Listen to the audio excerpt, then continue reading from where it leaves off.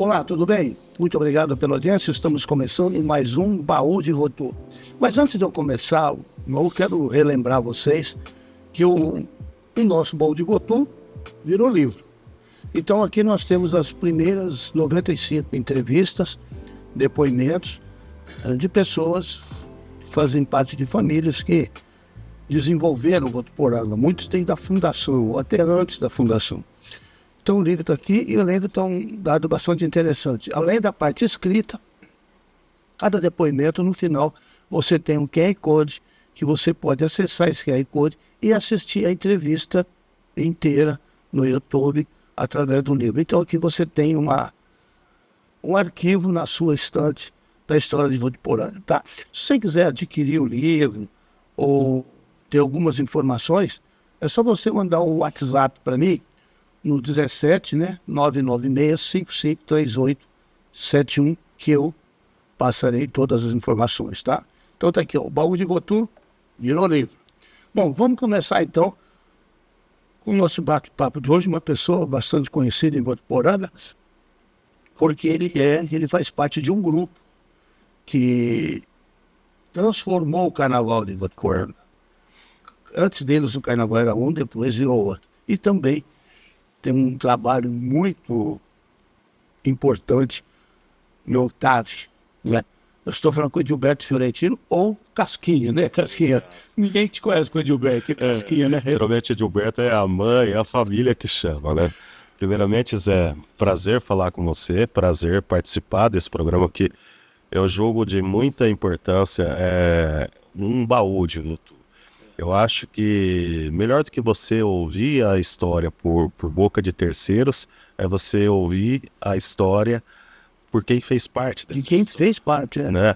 Então isso é muito legal. Eu sempre enalteço muito os podcasts que a gente tem hoje na nossa região, porque é uma forma de você conhecer as pessoas que fazem parte da nossa região. Pô, você conhecer os artistas famosos, jogadores famosos, pô, isso daí toda hora tá todo mundo cansado de conhecer, né?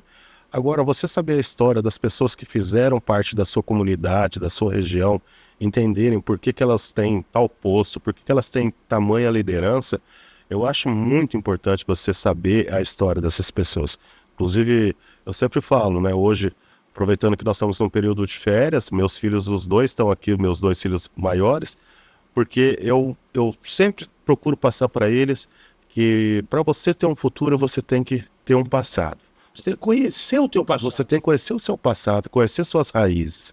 Então isso é de extrema importância e eu fico muito satisfeito quando eu recebi o seu convite, porque eu sei do seu trabalho, sei do livro e do programa de televisão. Eu acho que esse é algo que um dia de amanhã eu vou partir, você vai partir e lá no YouTube a nossa história vai estar sendo perpetuada, né?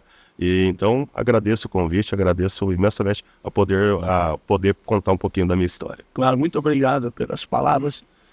Casquinha, vamos começar aí do início. A sua família veio para Votuporanga quando? Como é que foi a sua chegada, a chegada da tua família em Votuporanga? Olha, tanto meu pai quanto minha mãe já vieram para Votuporanga, meus avós vieram do Rio de Janeiro e depois meu pai nasceu aqui em Votuporanga, minha mãe também nasceu aqui em Votuporanga.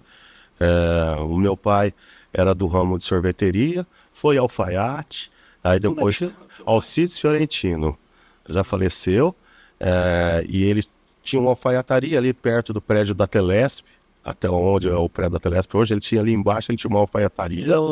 Alcides Alfaiate? Eu para te falar a verdade, eu nem sei como que chamava o comércio dele na época. Eu sei que ele tinha a alfaiataria. E a sorveteria? Aí a sorveteria, depois, a família Fiorentino tem vários sorveteiros da cidade. A do meu pai era o Cremão, que é na esquina da Praça São Bento, que hoje é tocada pelo meu irmão e pela minha irmã, pelo Eberaldo e pela Edivânia.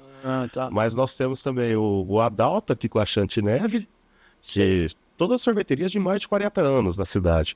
E o Paraná com o sorvetão, todos os três são fiorentinos. Paraná, o que é seu? O Paraná, ele é meu primo. Seu primo. Meu primo. Mas são todos fiorentinos. Porque o Paraná tá na sorveteria faz E séculos. a do meu irmão tem mais de 40 anos. Se você for lá na sorveteria, o Cremão, ali na esquina da Praça São Bento, ele, inclusive agora, algumas reformas que ele fez por lá, ele fez uma reforma onde tem um mural lá que conta até um pouquinho da história da sorveteria, como ela foi se desenvolvendo ao longo dos anos. Tem fotos do meu pai, quando você batia o sorvete, até eu fiz sorvete naquelas máquinas que você colocava. Sim, pela paia. Existia uma pergunta, que eu trabalhei muito tempo no balcão da sorveteria, existia uma pergunta que eu tenho certeza que hoje em dia eu acho que não tem mais na sorveteria. Qual que é o sorvete que foi feito hoje? Porque o sorvete que era feito no dia, ele era mais fresco, ele era mais saboroso, mais cremoso. E esse sorvete de Botuporanga, ele era famoso, porque ali o Cremão, ele era na saída para São José do Rio Preto, né? Então, muita economia. Muitas famílias paravam ali em feriados, que iam para São Paulo, levavam sua caixa de isopor com gelo para levar o sorvete para São Paulo. Então, Mas o Cremão nasceu ali ou o Cremão, ele nasceu um pouquinho antes ali na rua Ivaí. foi Pernambuco? Não, na Ivaí, com a Itacolomi, né? Mas ele era, Ivaí foi ele era na Itacolomi. só que ele era só na Ivaí, antes de chegar na Itacolomi. Sei, Ali onde antigamente teve a Casa da Pamonha. sim. Lembra? Isso daí fazem uns 20 e poucos anos ou mais. Fazem mais de 30 anos. Então lá tinha a Casa da Pamonha, lá foi a primeira sorveteria que meu pai abriu. E aí depois ele foi para a esquina.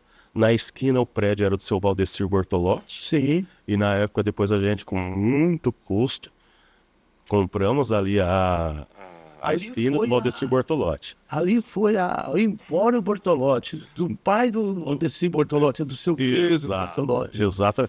E eu tenho um tio também que fez parte da comunicação das rádios da região, que é o Oswaldo Tridapali, o O Vardão. Vardão É meu tio, é teu tio? casado com a irmã do meu pai, e eu lembro que falavam que ele vinha de Simonsen, porque a família era de Simonsen, ele vinha de Simonsen para Votuporanga numa bicicleta Isso. para participar, para fazer as narrações. Eu vou te falar uma coisa, se ele não foi o primeiro, ele foi um dos primeiros locutores de Votuporanga, porque foi quando não tinha rádio, mas tinha serviço de som, que era de onde era a Rádio Clube mesmo. Sim. Que tinha 3 alto-falantes na cidade e tal. Quando chegou a Rádio Clube, o Vardão veio para cá, porque o Vardão fazia serviço de som lá em Simos. Que a família é de lá, meu avô morava lá, Né? tinha um sítio lá. Então, o Vardão também. A família já está há muito tempo em Botuporanga. E aí tem a história também da minha mãe. A minha mãe, uma pessoa que não foi aprender a ler e escrever depois de uma certa idade, depois que naquela época, porque a gente percebe assim, era assim, a minha mãe tinha os irmãos. Ela era a única filha mulher, né? E quando ela era uma filha mulher, ela ficava para fazer os afazeres de casa, enquanto os homens, os irmãos, poderiam sair para estudar, para trabalhar. Então todos os irmãos dela se formou e ela ficou sendo o braço direito da minha avó. Sim. E aí ela trabalhou, poxa, em várias partes da prefeitura de Votuporanga. Ela chegou a ser faxineira da Receita Federal na época, mas ela também, junto com o meu pai ali, Trabalhou na muito sorveteria. difícil. Ela não chegou a trabalhar na sorveteria, mas a minha família toda trabalhou. Mas eles numa vida muito difícil no início, mas assim, nunca faltou educação para os filhos, nunca faltou ensinar o que é o caminho do certo, o que é o caminho do correto, entendeu? Então esse é o maior legado que meu pai e minha mãe deixam para mim, e é o legado que eu tenho certeza que eu vou deixar para os meus filhos. Pô, vamos trazer o teu irmão aqui para falar sobre a sorveteria. Poxa, vai ser um prazer. E ele é mais tímido, né? Ou o Paraná. Olha, tanto qualquer um deles, ou o próprio Adalto aqui, que está aqui do lado na Chantineve, Sim. o Adalto e meu irmão, eles tiveram... A Chantineve, ela começou, na verdade, na Rua Amazonas, em frente à Praça da Matriz, a igreja. Ali tinha o Lorente Calçados, Sei. que era do pai do Zé, meu sócio, Ali tinha o sindicato, o Banco do Brasil, Que o Banco do Brasil, o sindicato tinha loja. e tinha uma portinha ali que ia funda, era a Chantineve, que meu pai e o pai do Adalto abriram ali a Chantineve. E aí depois o Adalto veio para cá e eles todos estão hoje por mais de 40 anos aí fazendo sorvete. Pô, vamos ver, ó. Vou pôr a sua responsabilidade de convidar aí. Nossa, vai ser. Eu tenho certeza que. Eu não sei se pela timidez se eles viriam, mas eu acho que é uma história legal de contar, porque a história do sorvete de Votuporanga tem um sorvete famoso. Não, a gente bate um papo. O Paraná era no Paraná é time também. É um pouco, mas vamos tentar. Eu vou falar para eles do convite que foi feito. Vamos falar. Tá bom? Pode deixar que eu transmitirei. Bom, Casquinho, você nasceu em Votuporanga e viveu aqui em Votuporanga até quando? Como é que foi? Eu nasci em Votuporanga, tenho a minha vida inteira em Votuporanga. Me formei em publicidade e comunicação social, com ênfase em publicidade aqui na Unifeb. Onde você? Também só fiz a minha faculdade quando eu começo a trabalhar e quando eu tenho dinheiro para pagar ela, entendeu? Porque na oportunidade meus pais não tinham condições para isso, mas eu desde o início eu trabalhei. Então eu trabalhei uma vez como lavando o carro, tinha um lava-rápido ali na Rua Pernambuco, em frente ao antigo Taquibar, se eu não me engano, do Celso Watanabe, era da família Watanabe. Até lá também tinha o milho, que a gente tinha que pegar, estocar saquinho de milho de 1 quilo. Aí depois eu trabalhei na Rádio Cidade, eu fui técnico de som, puxei muito fio, nós puxava fio nos jogos lá quando tinha o campeonato de salão no Votuporanga Clube, que era uma... Puxa vida! Entendeu? Quando tinha a exposição, que tinha o salão da indústria, Sim, aquele salão lotado. Então a gente ia lá, eu com o fio e o locutor entrevistando as pessoas e aquelas pessoas pisando Hoje naquele acabou tudo fio. isso, né? Hoje acabou tudo isso, né? Hoje está tudo mais Eu fácil. até brinco com o Rogério de Assis, que o Rogério tá ali, eu falo, Rogério, você puxou muito cabo para mim na Rádio Clube. Porque quando eu trabalhei na Rádio Clube,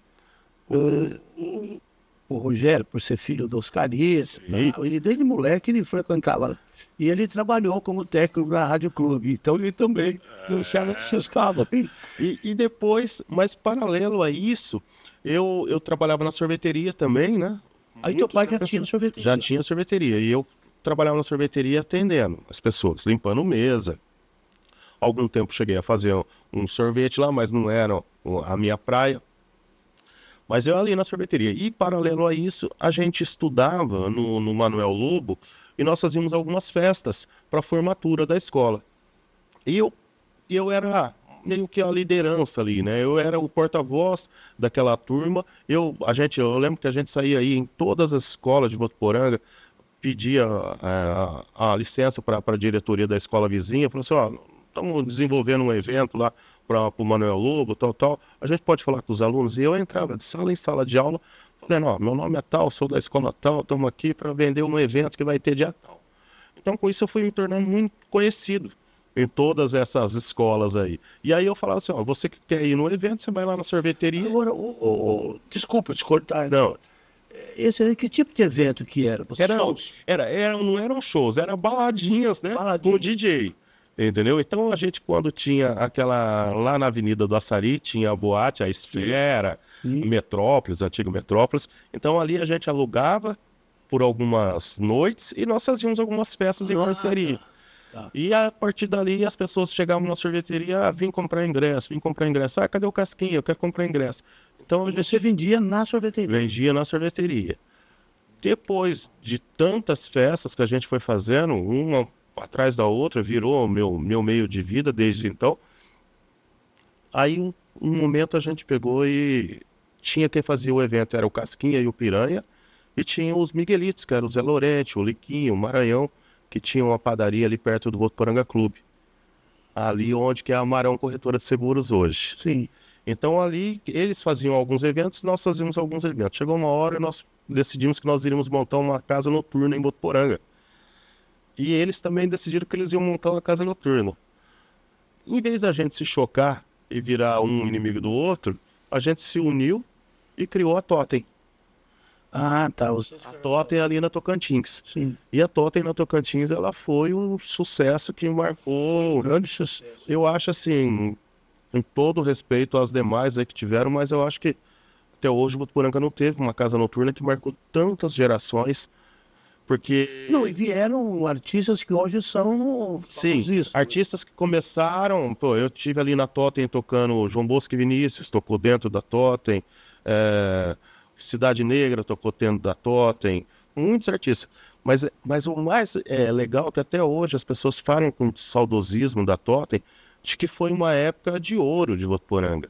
Mas era uma época que não tinha a rede social tão forte. Depois que veio a ver o Orkut, eu falo, poxa, para você conhecer aquela menina, para você conhecer aquele garoto, você tinha que esperar o final de semana para você ir no Totem, entendeu? Que era aquele ponto de encontro.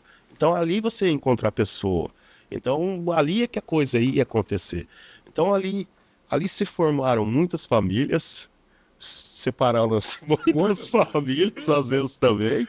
Eu vi muitos adolescentes entrando ali e saindo como homens dali.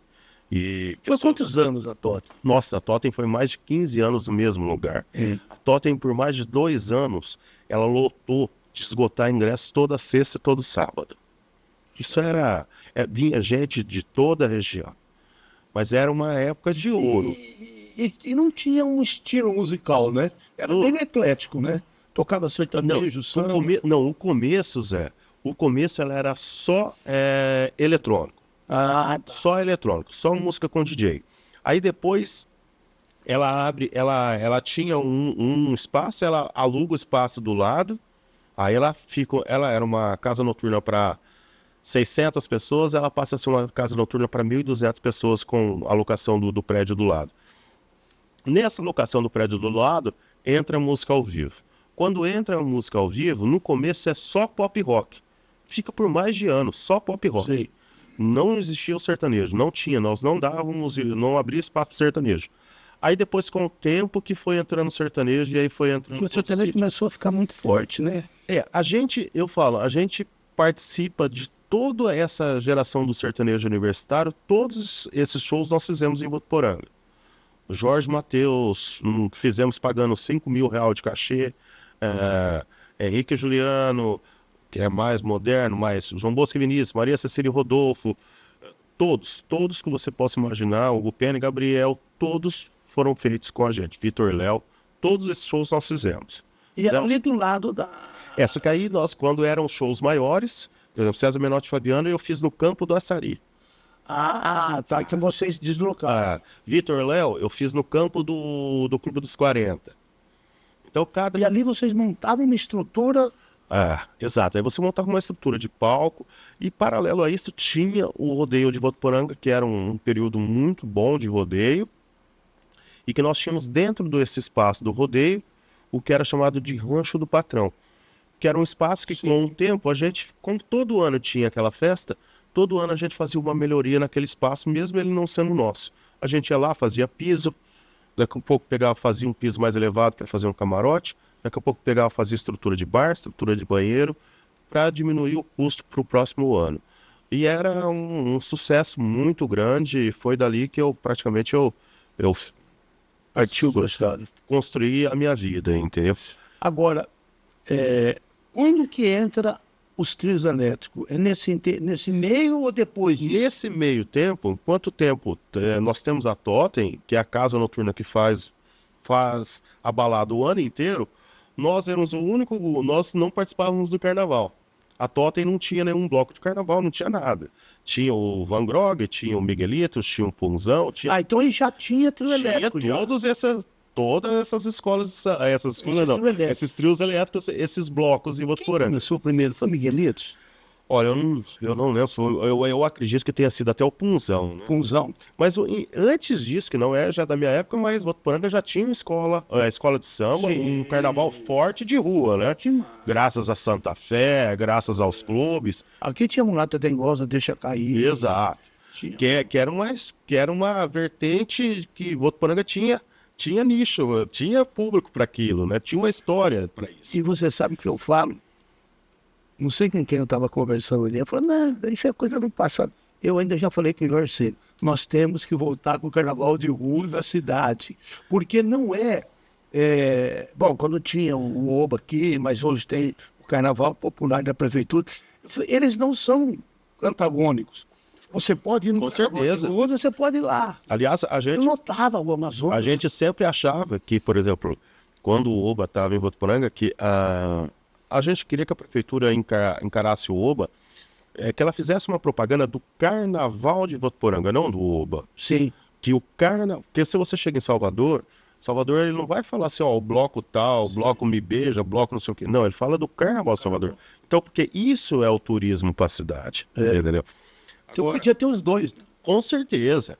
E aí, então tinha essa época das escolas de samba, depois teve a época dos trios elétricos, dos blocos de carnaval, e a Totem não fazia parte. Chegou uma hora que a gente entrou em contato com os meninos do Al Capone, que era um dos blocos, e compramos. Eu lembro que nós compramos metade do bloco por R$ 5.000 na época. E aí nós passamos. Eles tinham toda essa turma. Eles tinham uma carreta. Sim. Só que o que a gente tinha? A gente tinha um marketing forte. Sim. O primeiro ano que a gente compra esse bloco, ele se torna o bloco mais disputado. Entendeu? Então, por quê? Porque quando acabasse o carnaval ainda de rua, ainda você poderia ir para Totem, para amanhecer na balada, entendeu? Então, quer dizer, o nosso carnaval era eterno. Agora o trio, o trio dela, a carreta, ela A carreta, parava ou ela ficava na rua? as carretas, elas, durante a tarde, elas davam geralmente uma volta pela cidade, né? E coisa inimaginável. Hoje você imagina uma carreta cegonheira daquela que a gente transformava ela com um bar embaixo, com som pendurado, e 300 pessoas em cima desfilando pela cidade. Você imagina hoje em dia. Então, não dá. Hoje não dá, hoje a legislação não permite. Então tinha todos os... Por exemplo, nós tínhamos 2 carretas, o Punzão tinha 2, o Van Gogh tinha 2, o Miguelitos tinha dele, o Mamaquetes tinha dele. Então tinha lá 10 carretas desfilando pelas cidades durante a tarde do carnaval e era um clima único. Só que ele só desfilava à tarde, né? À noite elas ficavam paradas, cada um no lugar, e ali cada bloco reunia a sua turma em frente da sua carreta. Só que chegou uma hora que principalmente à noite, que era quando todas se encontravam, a gente via crescer um pouco o nível de violência. Porque era... E também teve muita reclamação de moradores também, né? Ou não? Não, o problema não eram os moradores. O problema foi quando a gente viu que estava descambando para violência. E eu lembro que na época algumas cidades que também faziam carnavais semelhantes ao nosso, tiveram problemas graves, inclusive de morte, de pessoas.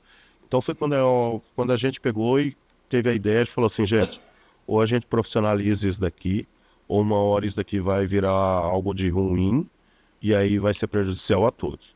E aí foi quando a gente pegou e, junto com os maiores blocos, se reunimos e criamos o Oba Fest. Ó, Primeiro que foi ali no Vale do Sol. isso. Vocês foram ali para o Vale do Sol. Exato. Ô, Casquinha, como é que funcionava o som? Eu fico aqui, porque na verdade, eu peguei toda a história do Carnaval de Votuporanga, menos essa fase outra que eu não estava em Votuporanga. Vocês tocavam basicamente axé, né? A gente procurava, quando a gente monta o Oba, o que é o diferencial do Oba para os outros? A gente ia ter uma festa só, uma estrutura só que uma estrutura e uma festa só mais profissionais. Onde a gente iria trazer artistas, procurar trazer artistas da Bahia, um trio elétrico profissional, colocar esse trio elétrico em movimento, como o Carnaval realmente é em Salvador, para se assemelhar a ele. Só que no começo era muito difícil você trazer as bandas da Bahia, porque os cachês eram astronômicos, né? Hoje, o desafio está ainda maior. Passado aí 17 anos, 18 anos, o desafio para o produtor de evento, o produtor de evento particular, ele corre sério risco de estar em extinção no Brasil inteiro. Por quê? Olha o que acontece, Zé. As bandas hoje, 80% dos shows que elas vendem é para o poder público. O cachê de uma banda olha isso que passa o meu setor. O cachê de uma banda que era para custar R$ 100.000, vou dar um exemplo, que era para custar R$ 100.000, o poder público paga 350. E o poder público, Isso é em termos de Brasil, né? Brasil, não é só aqui. Sim. E o poder público não tá nem aí se vai dar lucro, se vai dar prejuízo. Hoje a gente está vivendo o governo de pão e circo, já há algum tempo, entendeu? E que o circo tá aí. Eu não sou contra você não ter show para a população que não tem condições. Só que eu acho que primeiro a gente tem que arrumar a casa. Mas, Francine, desculpa, eu só queria voltar um pouco. Tá. Quando eu perguntei se vocês iam tocar mais, eu perguntei na época dos trio elétricos da rua, Então, nessa época os trios elétricos, antes do Oba, você fala? antes do Oba. Não, aí tocava funk, já tocava de tudo. Já tocava De tudo. Agora, como é que funcionava? Porque tinha. Aí cada um tinha um, né?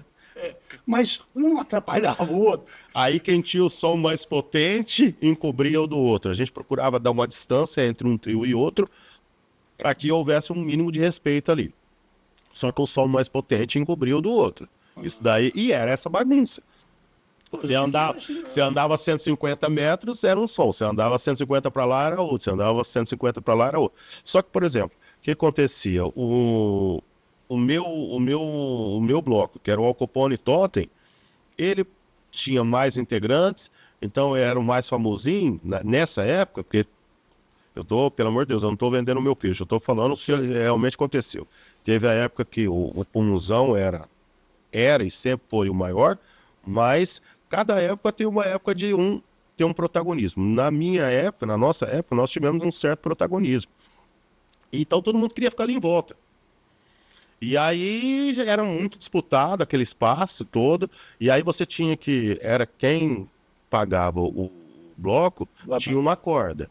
Quem não pagava, ficava do lado de fora.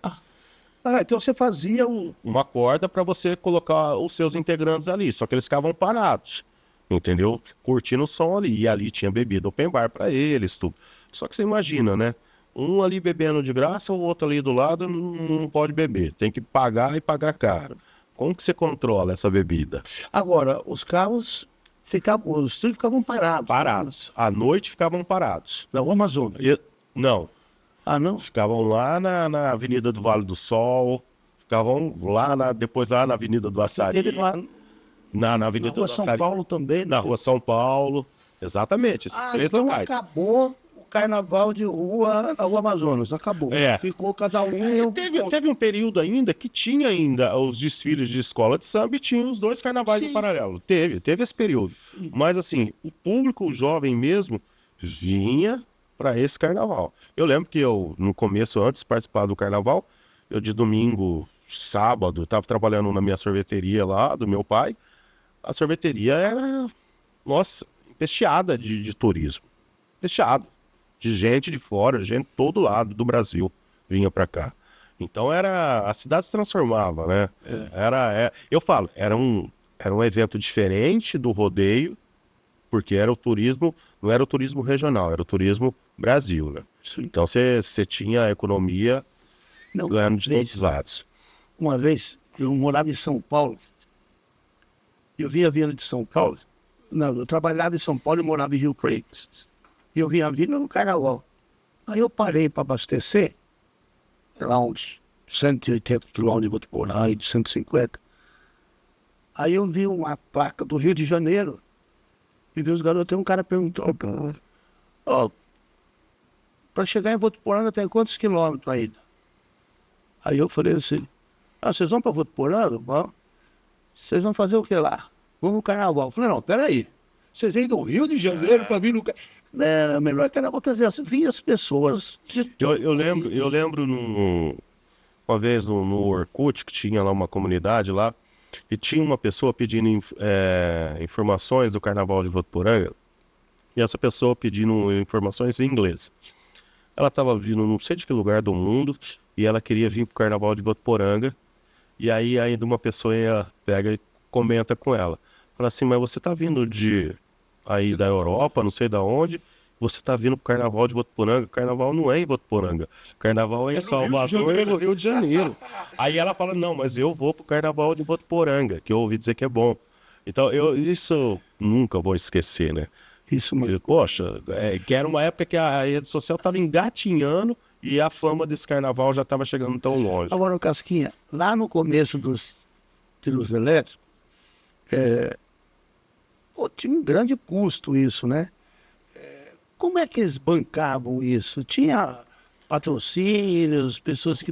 O patrocínio maior era da cervejaria, mas e o patrocínio local, né? Que você percorria várias empresas da cidade, cada um tinha um contato com algum empresário, com algum comerciante da cidade, mas o custo era alto. Mas Porque não tinha nenhum retorno, né?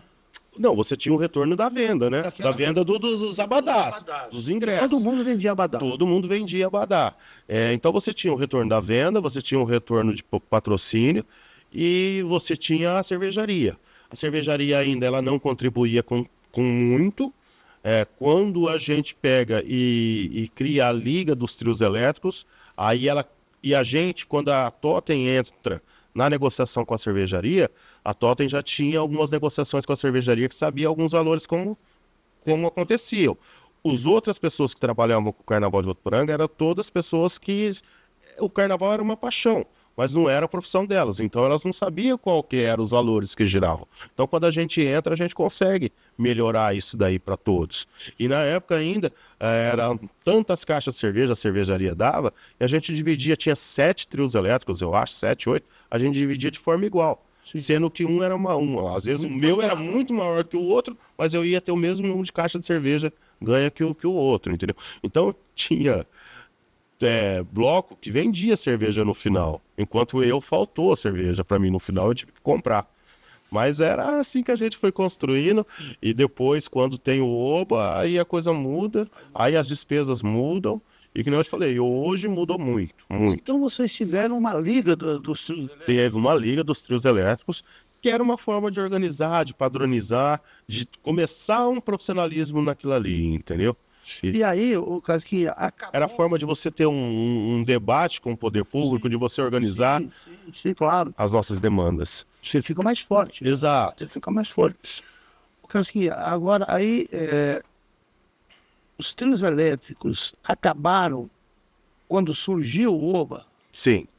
Aí... Sim, porque o Oba ele vem numa profissionalização e ele vem com as bandas famosas. Sim. Então, aí ninguém mais poderiam montar. Sim, mas não ia dar ninguém.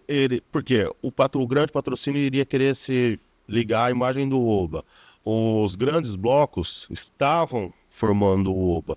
O Oba foi formado pelo Punzão, foi formado pelo Miguelitos, foi formado pelo Van Grog, pelo Al Capone e pela Totem. Eram vários looks.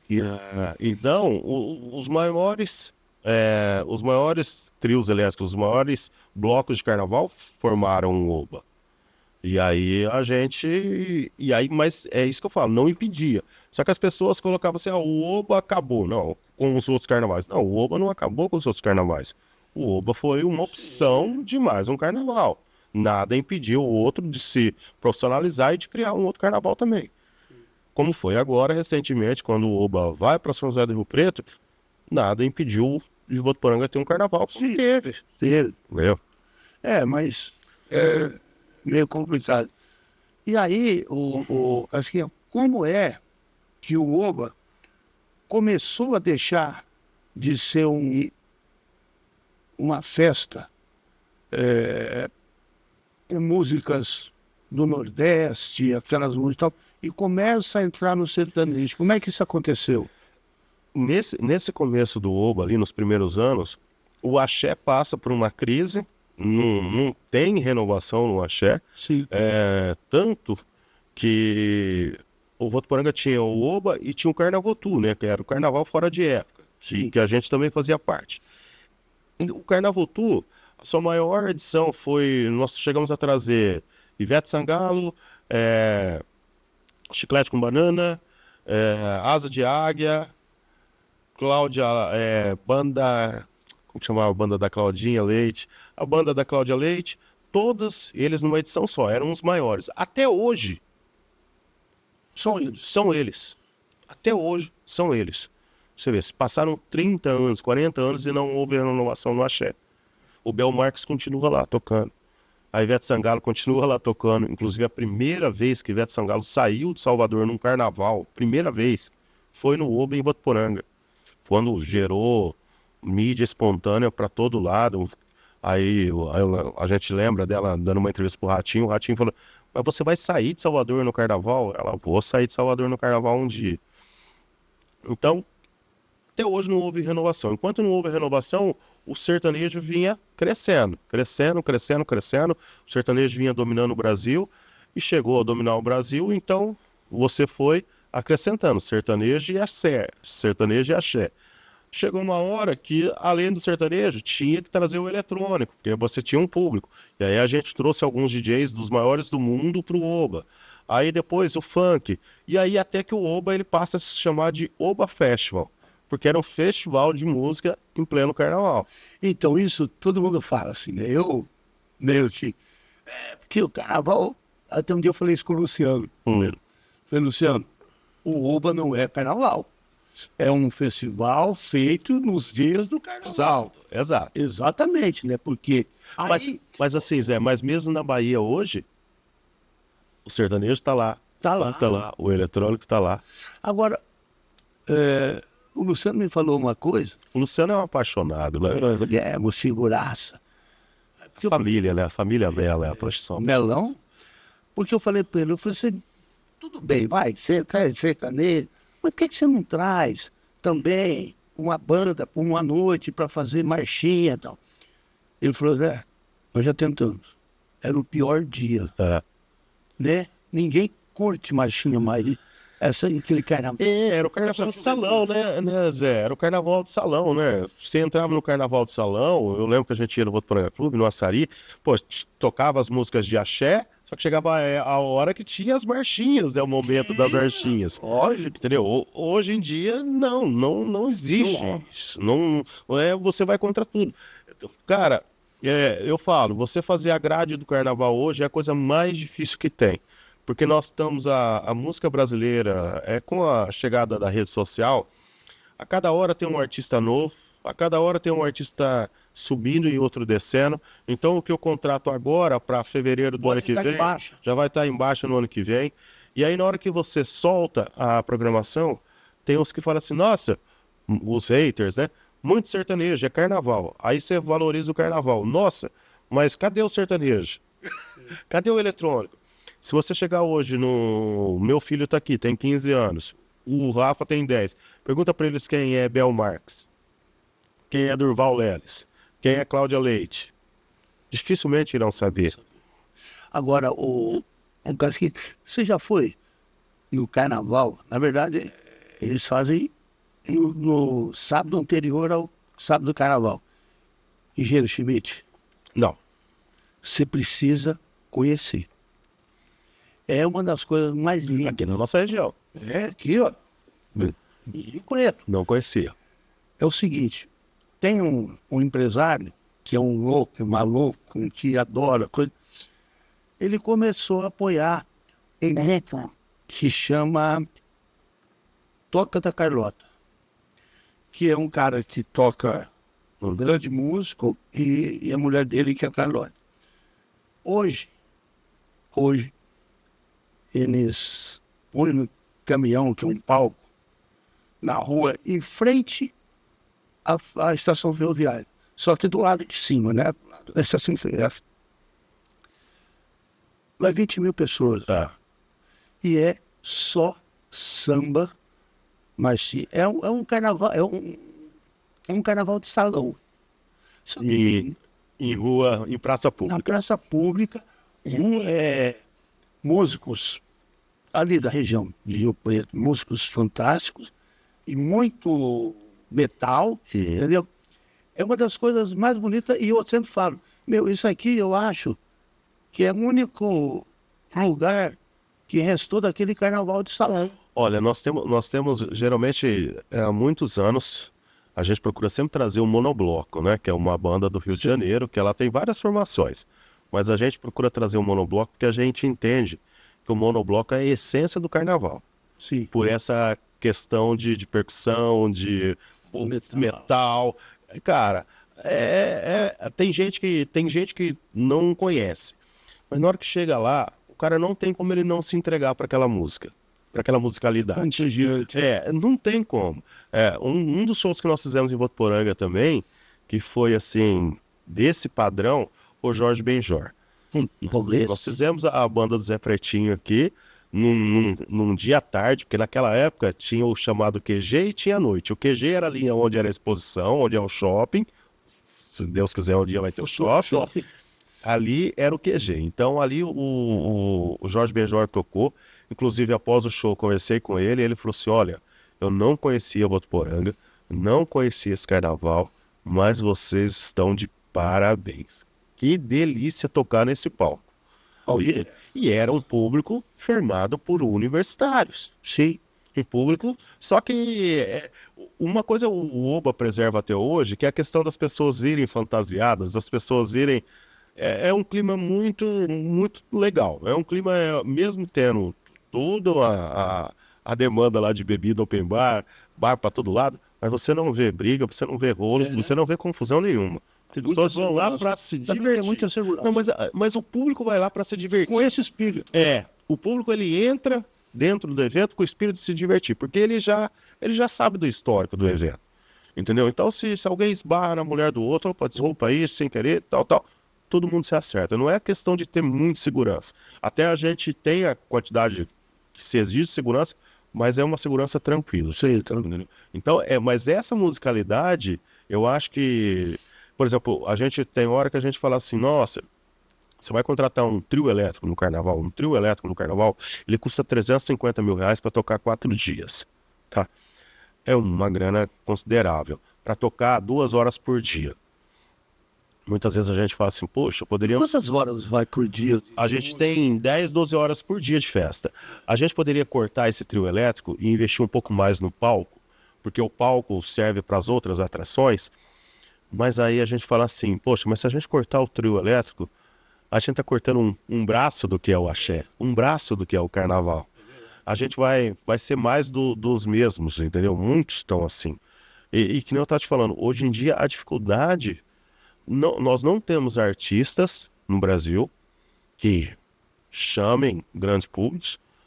Os valores são astronômicos. Astronômicos. Qualquer banda, qualquer DJ vai te pedir 700 mil reais, 600 mil reais para tocar no carnaval.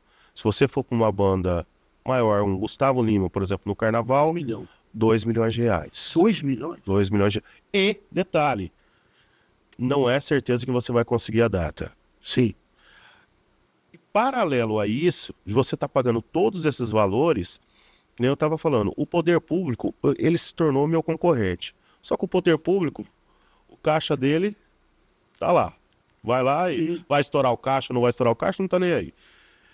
Tudo a cadeia de evento, dos fornecedores de evento, tudo ficou mais caro. O som ficou mais caro, a segurança ficou mais caro, o banheiro químico ficou mais caro, o show ficou mais caro. E quanto mais você vai ficando famoso, mais os caras têm dinheiro. Não, mas hoje um artista qualquer, Zé, um artista menor, ele te abre a boca e não vai te falar 350 mil, 400 mil reais. Antigamente, para você ter ideia, eu falo isso com os meus sócios, eu gastava na grade do Oba 5, 6 milhões de reais. 5, 6. Era uma grade, era uma das maiores grades do Brasil, era um dos maiores investimentos em shows no período de carnaval do Brasil, tirando Salvador, alguns camarotes. Hoje, algumas festas do peão, várias festas do peão, corrigindo, na região, gastam esses valores, 6, 7 milhões, e detalhe, não cobram ingresso. Então, quando o público, ele costuma que é de graça, é de graça, de graça, de graça, por que ele vai pagar? As casas noturnas... Mas hoje o Oba põe quantas pessoas? A gente coloca de 15 a 20 mil pessoas por dia. Só que, por ser hoje em São José do Rio Preto, era para estar colocando mais de 30 mil pessoas. Sim. Se eu tivesse a procura, entendeu? Mas é difícil, é muito difícil. Porque, que nem eu falei, o setor público, ele mata o setor de eventos. Hoje em dia não tem mais... casas noturnas praticamente na nossa região. Nós tínhamos casa noturna em Votuporanga, Tinha casa noturna em Fernandópolis, em Jales e Santa Fé. Hoje, de Votuporanga até Santa Fé, não tem uma casa noturna. Não tem. Não tem nenhuma. Entendeu? É triste ver isso. É muito triste. Além dessa concorrência com o poder público, você passa por uma crise do jovem, que o jovem, eu não sei ainda, são várias tribos, vários guetos, e eles não se juntam muitas vezes. A gente, na minha época, a gente não via a hora de fazer 18 anos para entrar num trio elétrico, num carnaval, fazer parte do carnaval. Você não via a hora de ter a maioridade para você entrar dentro da casa noturna. Hoje em dia, as casas noturnas todas minguam, os shows tão difíceis. O setor está em crise grande, muito grande, de identidade. Bom, nós estamos... Foi muito legal essa conversa, dá para a gente conversar 3 horas sobre isso. Mas eu queria que você falasse um pouquinho do Carves. Como é que você entrou no Carves? Como é que nasceu o Carves? Olha, uma coisa assim, todo dia eu sou grato a Deus, por Deus ter me proporcionado em vida, eu só trabalhar com aquilo que eu amei fazer. Então eu amei fazer evento, era meu sonho de criança. Quando eu começo a fazer, eu começo a deslumbrar, que aquele mundo vai deslumbrar, sempre com o pé no chão, nunca maltratei ninguém, sempre que pude dar oportunidade para as pessoas que eu não conheço de levar num camarim, para conhecer um artista, ao invés de levar amigos meus que teriam outras oportunidades, eu sempre procurei levar pessoas assim, pessoas anônimas. E aí me realizei. Sou realizado nesse setor. Eu sou realizado. Aí depois disso, mas paralelo a isso, lá eu lembro que meu pai chegava de domingo, por exemplo, antigamente no antigo Perimbarim, os jogos eram de domingo às 3 horas da tarde, 3:30 da tarde.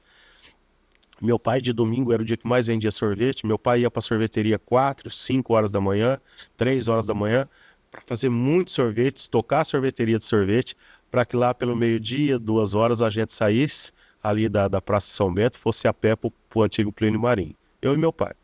Um do lado do outro, dando a mão com ele com um radinho Motorola que ele tinha, um daqueles grandão, entendeu? A gente chegava no Plínio Marim, meu avô saía de Simons, ele vinha com seu fusquinha azul, já estava sentado lá no seu lugarzinho, e a gente sentava lá, e a gente vivia aquele sonho da Votuporanguense, aquele Plínio Marim lotado, aqueles clássicos Votuporanguense Fernandópolis, Votuporanguense Jales, Votuporanguense Rio Preto, mas principalmente Votuporanguense PPC.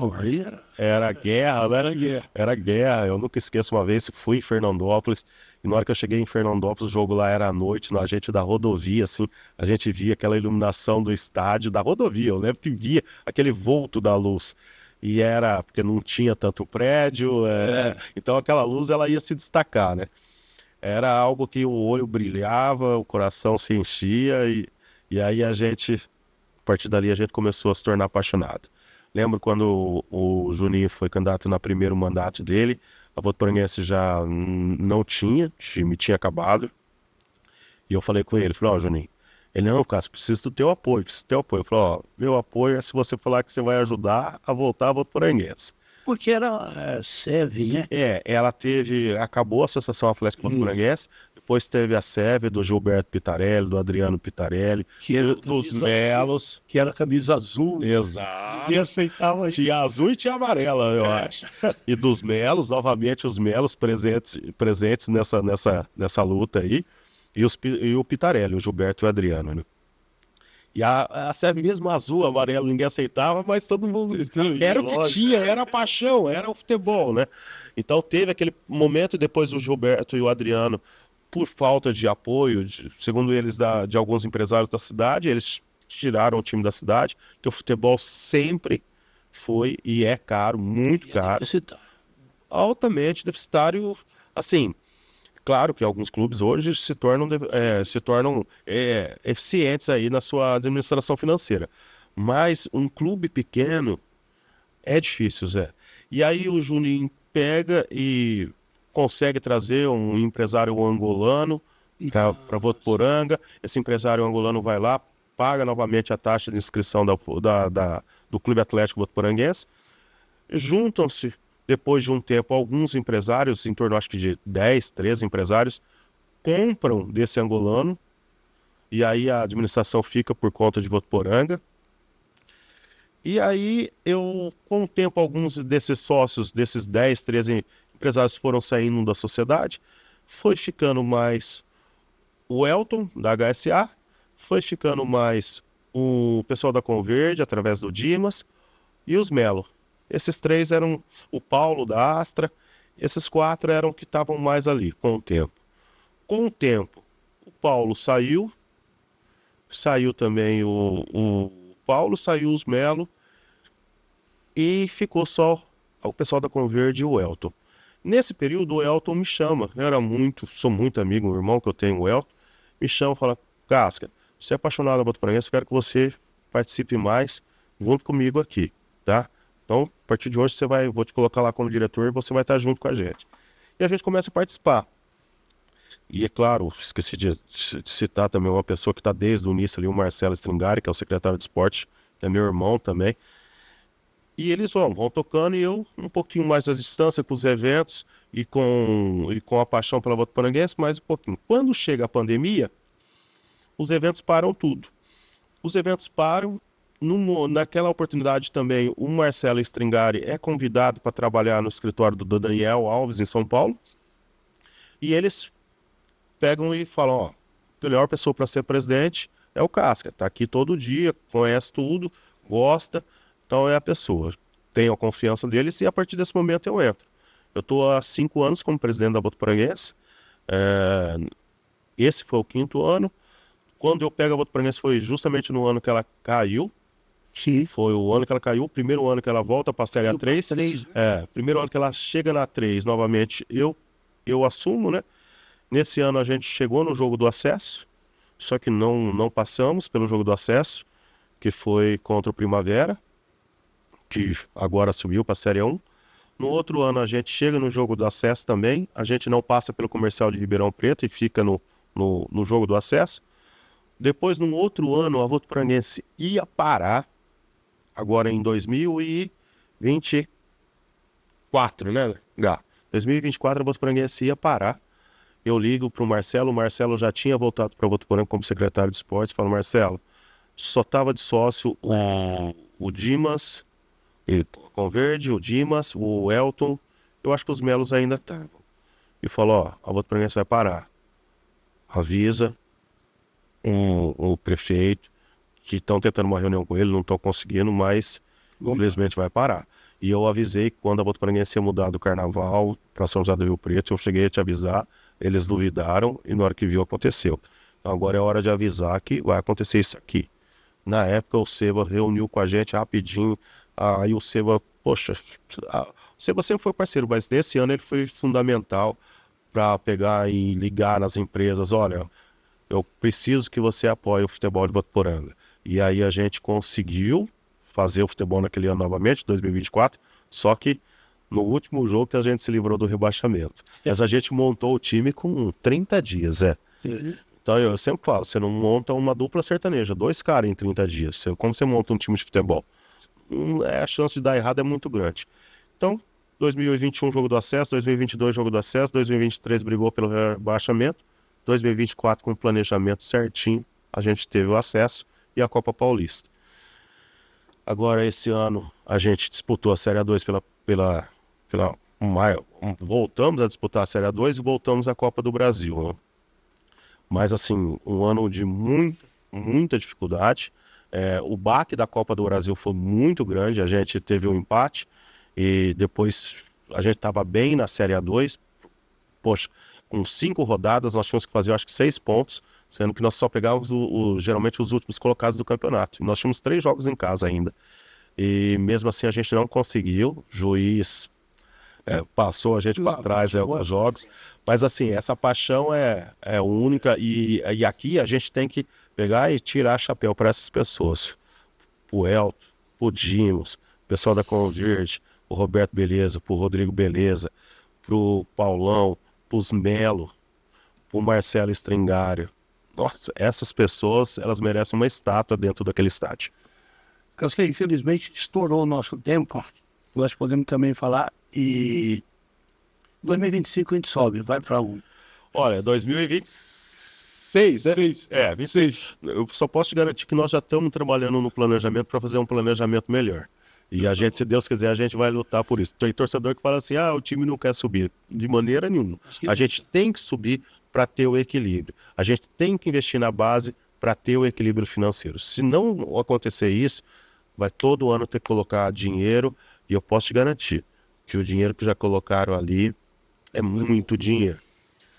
Casquinha, muito obrigado por esse papo e queria agradecer mesmo, porque foi um papo bastante esclarecedor. Muito obrigado. Eu que agradeço, como disse, é um prazer poder participar dessa história do baú de Votu, e vai estar eternizado aí, e o que precisar da gente estamos à disposição.